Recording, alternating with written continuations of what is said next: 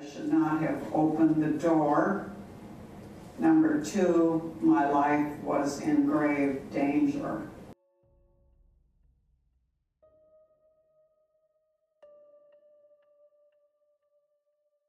Apartment 204 at Preston Place Retirement Community in Plano, Texas looked ordinary. It was quiet, neat, the kind of place where elderly residents spent their final years in peace.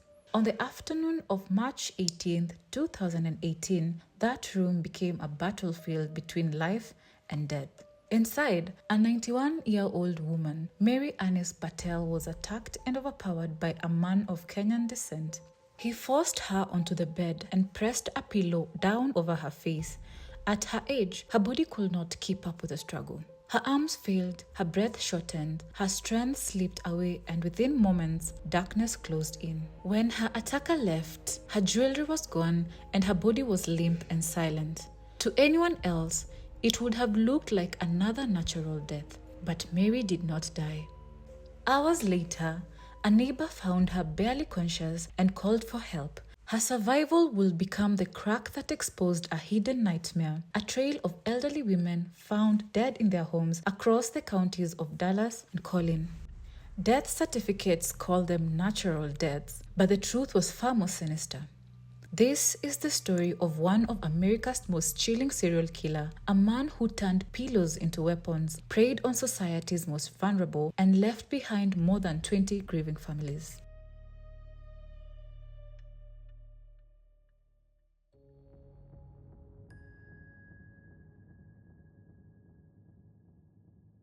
Welcome to Buried Voices, where we uncover true crime and mystery stories from Kenya and beyond.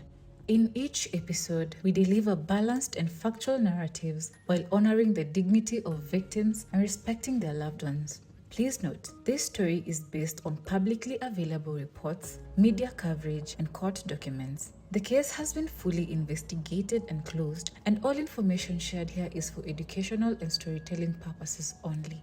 Our goal is to present the facts as reported and to honor the memory of the victims while respecting all parties involved.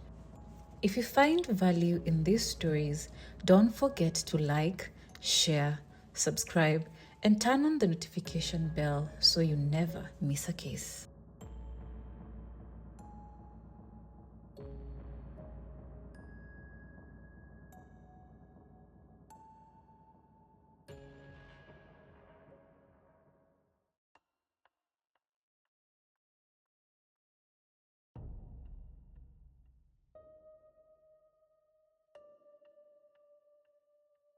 Billy Chemirmir was born on December 8th of 1972 in Kenya in a small village called Kabonyon near Eldamaravine in Baringo County.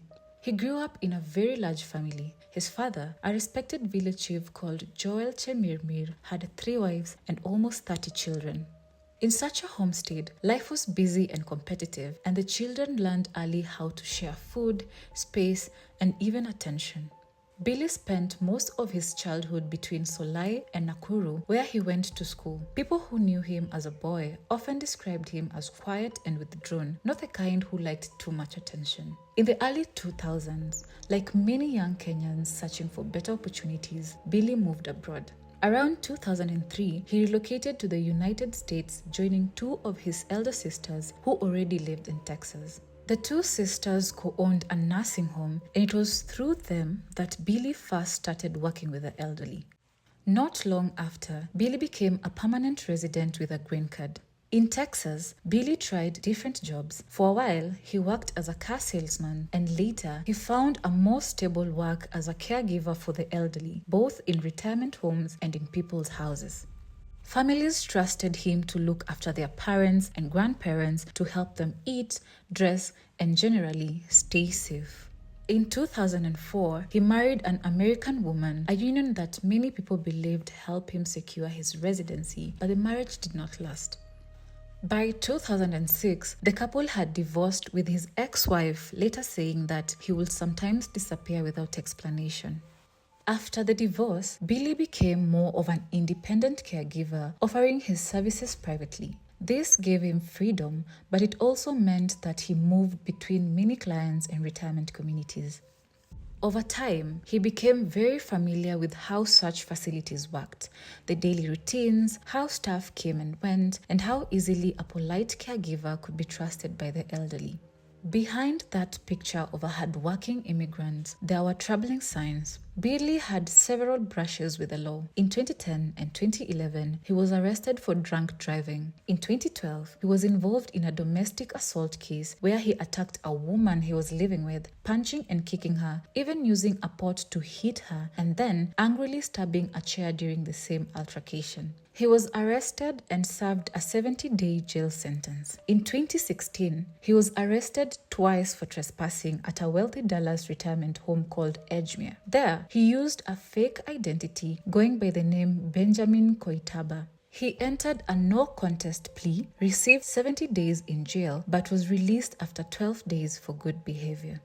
On their own, these cases seemed like small offenses, the kind of mistakes that don't usually make headlines. But in hindsight, they were warnings. They showed a man who was drifting. He was struggling with alcohol, violence, and odd behavior around retirement homes. To his family back in Kenya, Billy was just another son chasing the American dream. In Kabonyon, people remembered him as a quiet, a bit of a loner, but not the type that would ever associate with crime. To his colleagues in Texas, he was just another caregiver trying to earn a living. What no one knew at that time was that Billy's knowledge of the elderly care, his access to senior living facilities, and his quiet nature were about to combine into something far more dangerous.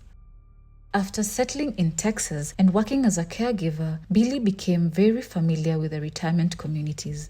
He knew the routines. When the staff changed shifts, he knew how easy it was to walk into a senior's apartment, especially if you looked like you belonged there. And soon, deaths began to follow him. Between 2016 and 2018, elderly women in Dallas and Collin counties started dying in strange but quiet circumstances. Most of them were between 75 and 95 years old. They were found lying in bed, sometimes in their chairs, with no signs of a struggle. Doctors and even medical examiners often ruled these deaths as natural causes.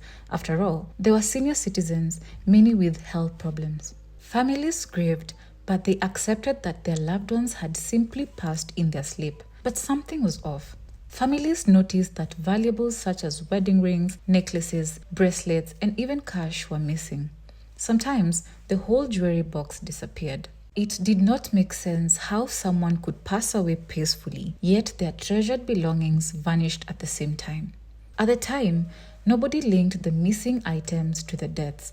The police did not see a pattern, and so it was easy to dismiss suspicion because elderly deaths are common and are rarely investigated deeply unless there's obvious violence.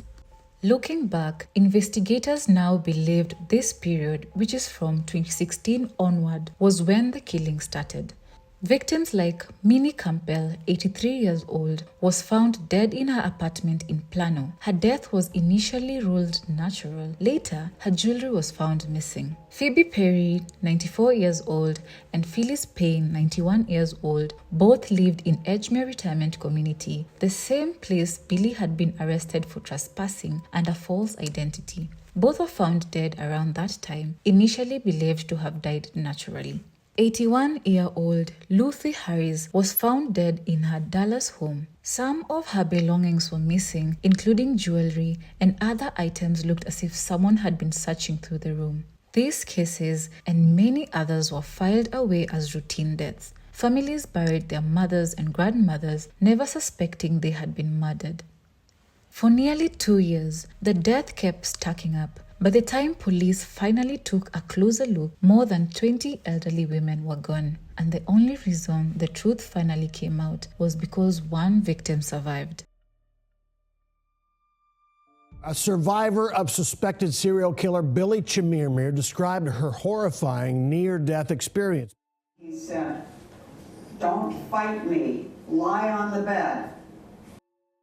He just smashed a pillow down hard over my face and my chest, and I just couldn't breathe.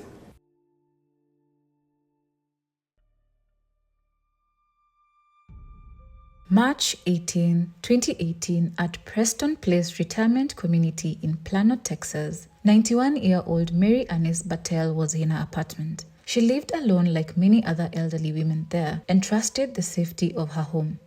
That afternoon, a man pushed his way inside, told her not to fight and go to bed. Then, he forced her down and pressed a pillow tightly over her face. Mary tried to fight back, but at 91 years old, she was weak and soon her body gave up. The attacker then stole her jewelry and left her lying still on the bed. To anyone else, it would have looked like she had died peacefully in her sleep, but Mary did not die. A few hours later, a neighbor found her barely breathing and called for help. When she regained strength, she told police what she remembered. The man wore a bright green rubber gloves. He spoke firmly, and he used a pillow to smother her before stealing her jewelry. She could not describe his face, but her story gave police something important: the method of attack. The investigators started looking at other recent deaths of elderly women. Many of them had been ruled natural, but families had reported missing jewelry. The pattern was too strong to ignore, and the police already had someone in mind. They knew a man who had been caught trespassing in the retirement homes before, a man who once gave a false name while hanging around elderly community. That man was Billy Chemirmir. On March 20th of 2018, just 2 days after Mary's attack, police put Chemirmir under surveillance. They followed him as he moved around Dallas. Then, they saw him throw a jewelry box into a dumpster outside his apartment. When they opened the box, they found items that belonged to the 81-year-old Luthi Harris, a woman who had just been found dead in her home, smothered and her jewelry missing. Mary's survival had cracked the case wide open. She had lived through what dozens of women could not, and because of her, police finally had their suspects. Billy Chemirmir was arrested in March of 2018. During his arrest, the police thought they had solved the case of Luthi Harris, the 81-year-old woman found dead in her Dallas home, but soon they began to see that this was only the beginning. Investigators started looking at other elderly women who had died in similar ways, women found in their beds or chairs with no signs of forced entry and with jewelry or other valuable missing. Most of these deaths had been written off as natural causes, but when detectives re-examined the cases, they noticed a clear pattern. Many of these women had lived in the same type of places Chemirmir visited. She included places like retirement communities, senior apartments, or private homes where he worked as a caregiver. As they dug deeper, the number of suspicious deaths grew quickly. Police began linking Chemirmir to cases going back several years, and by the time the review was done, he had been connected to more than 20 deaths of elderly women across Dallas and Collin counties. What made this pattern so frightening was how ordinary it looked. Families thought their loved ones had passed away peacefully. Doctors signed the death certificates as natural causes. No one really suspected foul play till jewelry and treasured family items turned up missing, or until Mary Patel's survival showed exactly how Chemirmir attacked her. The method was simple but deadly. He used a pillow to smother his victims, leaving little or no marks on the body. Then, he took their jewelry, sometimes just a ring, sometimes entire boxes of valuables. Finally, he slipped out quietly, leaving families to believe their mothers and grandmothers had died peacefully. For years, the deaths had been hiding in plain sight. It was only after Chemirmir's arrest that police realized they were looking at one of the deadliest serial murder cases in Texas history. When Billy Chemirmir was arrested in March of 2018, he was first charged with the murder of the 81-year-old woman, Luthi Harris. But as police kept reviewing these cases, they tied him to deaths of more than 20 elderly women across Dallas and Collin counties. The trials became emotional. Courtrooms were filled with family members and victims, and many came wearing batons with pictures of their mothers and grandmothers. They carried framed photos of smiling elderly women, the people they lost. Some even clutched to jewelry that once belonged to the victims, holding it close as they listened. For years, they believed their loved ones had died peacefully in their sleep, but now they sat in court staring at the man accused of smothering them with pillows. In November of 2021, Chemirmir went to trial for the murder of Luthi Harris, but the jury could not agree on a verdict. So, the case ended in a mistrial.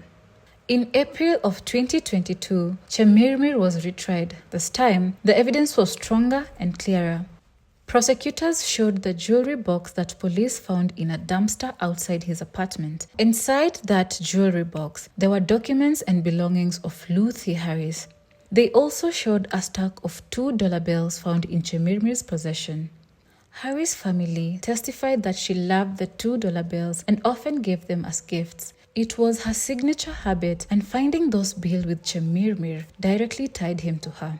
When questioned by investigators before the trial, Chemirmir tried to explain, saying that he had bought the jewelry box from someone just 20 minutes before his arrest.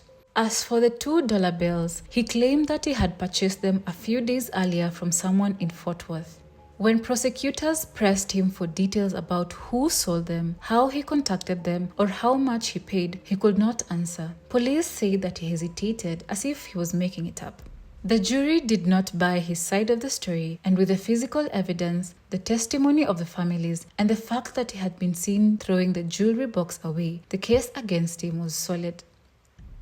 He was found guilty of capital murder and was sentenced to life in prison without the possibility of parole.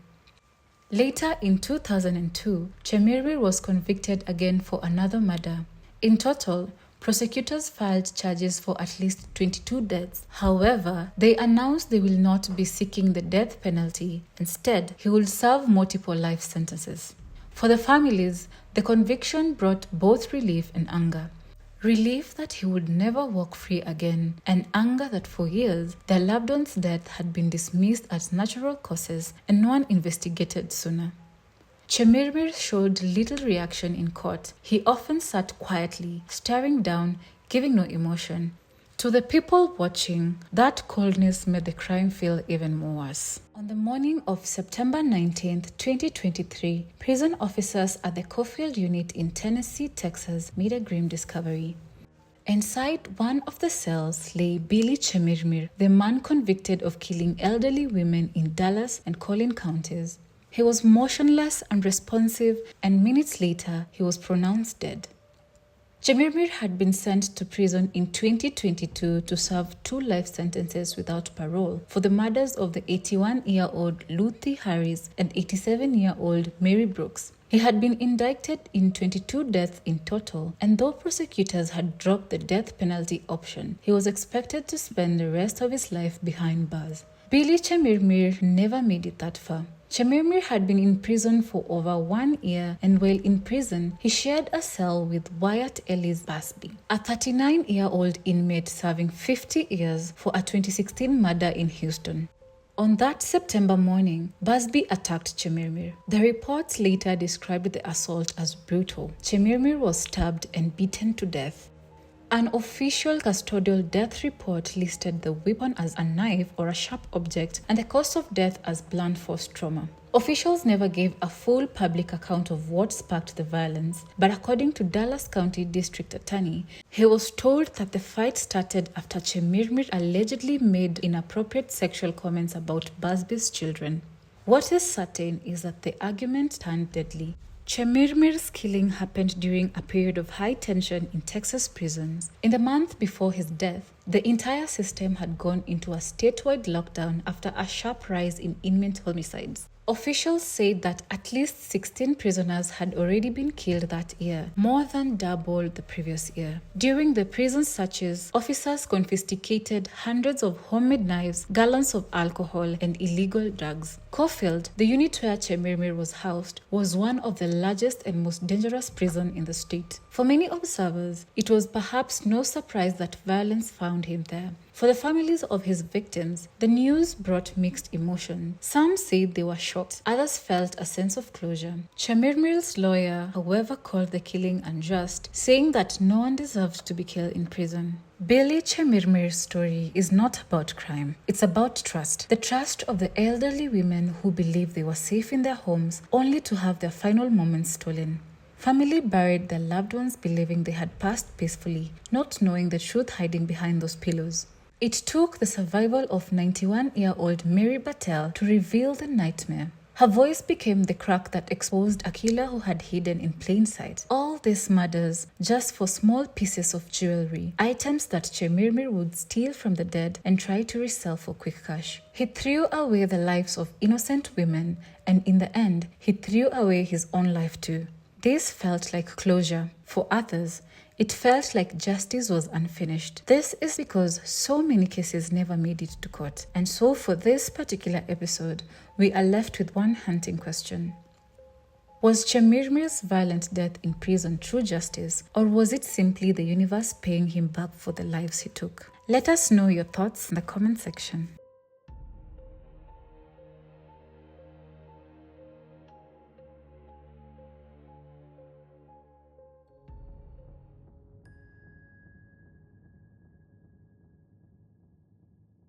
If you found this story powerful, remember to like, share, and subscribe for more true Kenyan crime stories. Let us keep bringing light to the untold. The question for this episode is, do you think Chemirmir's violent death in prison was true justice, or was it the universe paying him back for the lives he stole?